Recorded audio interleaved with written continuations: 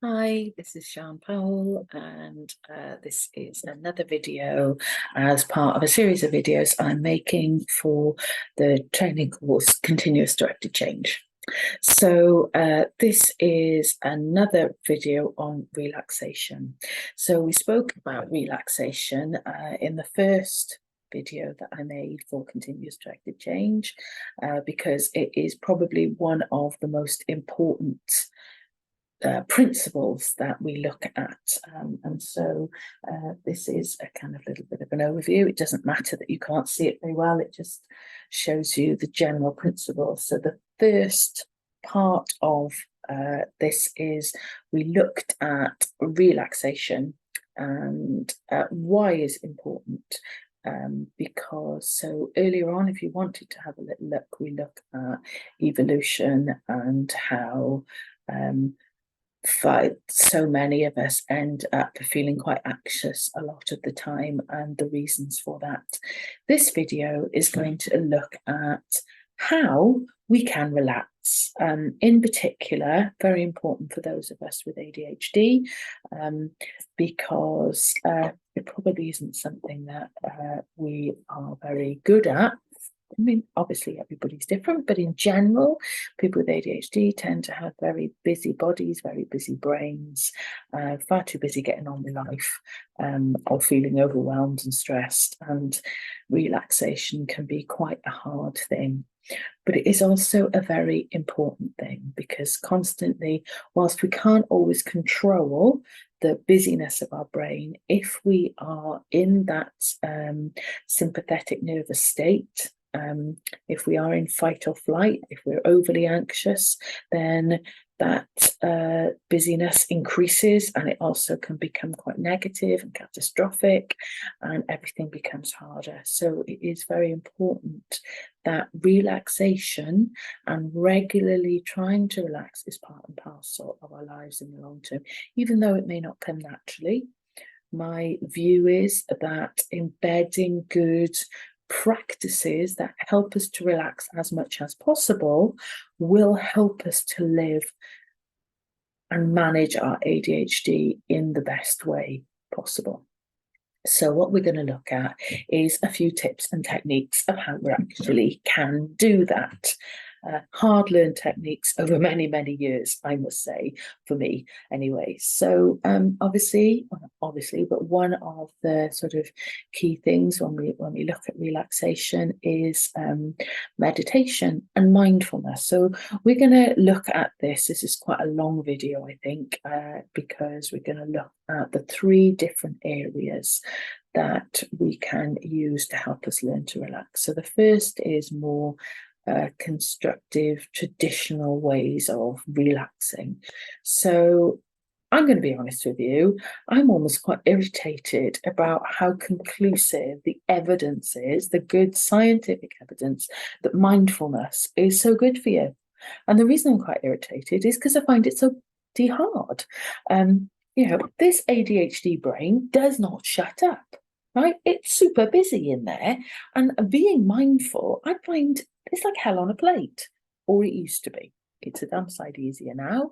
It's almost enjoyable, but it wasn't something that came naturally to me.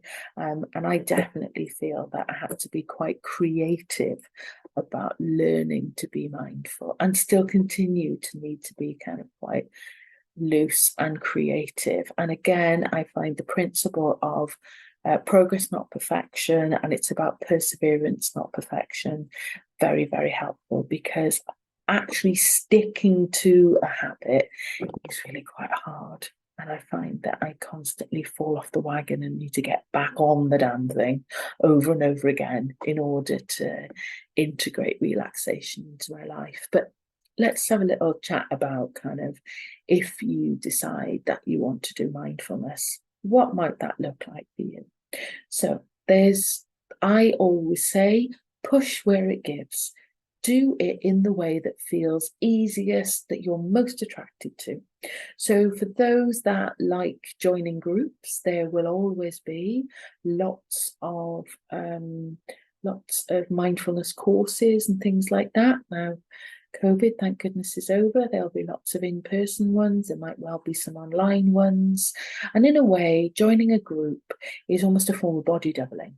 You know, knowing that if you go along once a week, you can sit with other people and learn to meditate for an hour is a good way of doing it. There's also absolutely tons of stuff online. You know, for meditation, there's lots of apps. So if you like, you know, Calm is a very good app. There's also one that my lovely menopausal ADHD brain has forgotten. Headspace, that's the one. And I know that that has got a Netflix. There's a whole series of stuff on Netflix with Headspace. Both of those apps, I believe, have some bits that aren't behind a paywall, and obviously then you can subscribe and pay and have more services. There's lots of books. John Kabat-Zinn was one of the guys that brought mindfulness over from the East and was quite instrumental in getting it to be acknowledged and recognised for Westerners, busy Westerners. So he's written some useful books. Ruby Wax has a very sort of funny and accessible take on things. She's got lots of videos and recordings and books that you might want to have a look at. So there's lots of ways of accessing how to do more mindfulness. Personally, I think, you know, that I'm going to teach you a little bit about sometimes one of the reasons that we don't do it is because we haven't got time. And I'm a big believer in like even 1 or 2 minutes of this stuff can be really helpful. And when you're starting out, in a way, that's all you want to do. So if we're looking at it, you know, if we go back to using the principles of continuous directed change, we might decide, I want to meditate every single day. That might be a goal. We might sit down and decide, well, how am I going to do this? Well, I'm going to have a goal. I'm going to meditate every day. So we're going to have a visualization. I love meditation. I find it easy, or I am calm. Any of those things we visualize, finding it easy, finding it part of our lives, being really relaxed about it. Baby steps might be, you know, and this is what I find very helpful. I'm going to meditate, you know, the typical, to my mind anyway, one of my typical traits is, right, I'm going to meditate for half an hour every single day. That isn't necessarily that achievable when we first set out. So it might be, okay, I'm going to meditate for 2 minutes. And that sounds like, what difference is that going to make? Trust me, it makes a lot of difference. You know, the meditation is very much, whereas we've looked earlier on in the course about sort of changing our thoughts and making them more helpful, meditation is more about changing our relationship to them. We're never ever going to shut up that crazy monkey brain. It's always going to be busy, busy, busy. But by meditating, we're not engaging in those thoughts so much. It's a bit more like watching clouds float past in the sky rather than like chasing them and following them everywhere. And that can be incredibly helpful for an ADHD brain. Even if you only do a little bit, it does really, really help. So I would suggest, especially if it feels like it did for me in the early days, like pulling teeth to do it, a minute, that's all you need to do. Put a timer on for a minute and just sit and try and focus on your breathing, right? And what's going to happen is your brain is just going to wander off and think about 1,000,001 other things, you know. Think of it a little bit like you're trying to get a toddler to sit on a blanket. You know, you don't shout at that toddler and scream, it's not going to help. You just gently bring the toddler by the hand back to the blanket. You know, your mind will wander off, just bring it back.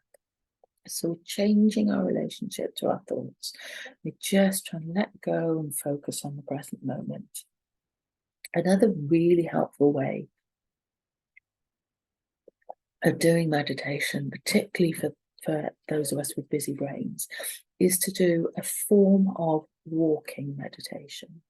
So it might be that we just try to, all meditation is about being mindful. It's about being conscious of the present moment. So we can do it at any time. So it can be very, very helpful to kind of decide that having a mindful shower is a really lovely thing to do. So we're just going to be really conscious of the water, just being aware, being in the present moment. Or it might be cleaning your teeth, something that you're going to do every day, and just keep your thoughts and your attention on what is happening in your body at that moment in time. Um, you know, Personally, I got 3 kids and there's always housework to do. So, just take when you're putting the clothes away or sweeping the kitchen floor, just being mindful. And for me, that is sometimes more achievable than trying to find that 5 minutes to sit down and meditate. But all it does is calm everything down. It's a particularly lovely thing to do for those of us that, if you've got a job or something like that, it's a nice way to bookend the day. Before you start, just a moment's mindfulness, and at the end of the day, some mindfulness. Relaxation, again, there's loads and loads of YouTube videos. So, you can just pop on a 5 minute, a 10 minute, a 15 minute. It might be really helpful to do some meditation before you go to sleep. You can have sleep ones that last for hours. So all those kind of things, and relaxation can sometimes just be, or is more maybe focusing on your body. So you can do a body scan, noticing any tension where you're holding it in your body, relaxing, letting go. So that is a few ideas on how to do structured relaxation.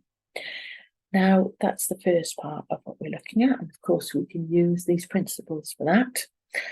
Another section is relaxation that is relevant to you, doing things that you find relaxing. So we've spoken earlier on in the course about making a list of things that you enjoy.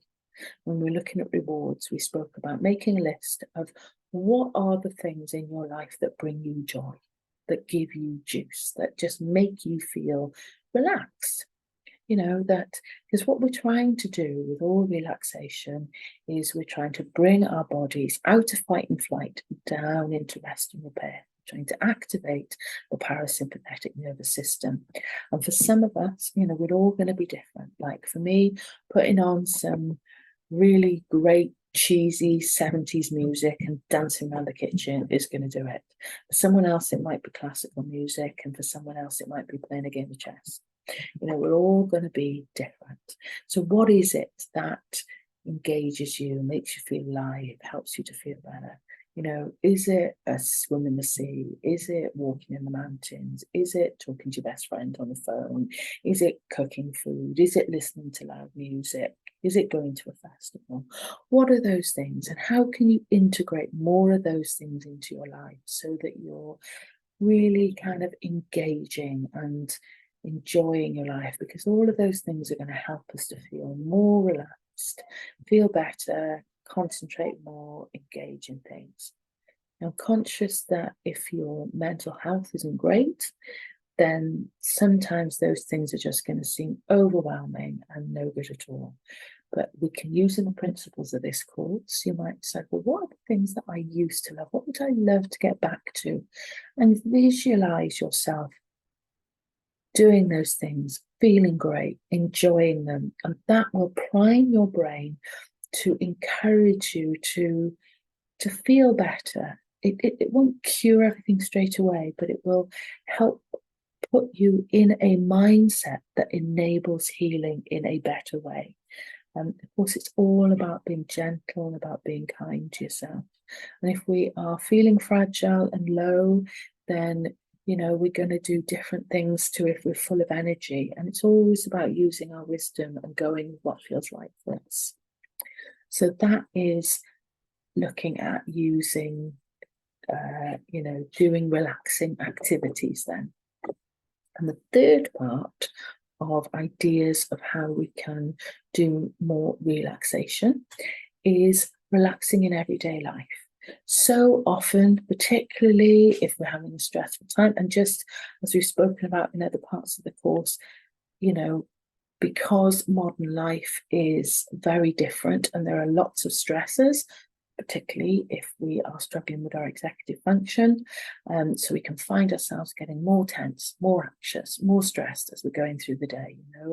We're lost and we can't find our keys, and that stresses us out, and then we can't get somewhere, and then this happens and that happens, and as we're going through the day, stress, and we end up carrying it. But if we can regularly just relax, just let stuff go, often that level of stress and tension isn't helpful for us. We are not going to need it. So again, what we're trying to do is get into those habits, teach ourselves to do it. So things that I found helpful to help us to teach us to, if we can get into that habit so that it becomes automatic, if that neuroprogramming exists, then it will become something that we do as second nature. And that is a wonderful gift to take through life. But to begin with, it can take a bit of effort. So things that might be helpful for that are having hooks, things that we associate with relaxing. So the actual letting go and relaxation is very simple. It's just deep breath, drop your shoulders, let go of any stress. Remembering to do it can be more challenging. So things that might be helpful is getting into the habit of every time you sit down at your computer, maybe every time you send an email, imagine all your stress disappearing with the email. It might be things I've done in the past, set a timer so that it goes off every hour to remind you, drop those shoulders, let go of the stress. It might be every time you put the kettle on. You might want to have paperweight on your desk to remind you just to relax. Anything that is going to help you to remember just to let go of the stress. All of these things will help us to be able to function better, think more clearly, and generally be happier. So I hope those ideas help. Thank you so much. If you're still with me and you've managed to listen to the whole video, I really hope it's helpful. All the best then. Any questions, or if you ever want to get hold of me, my contact details are in the bio. Okay, thanks then.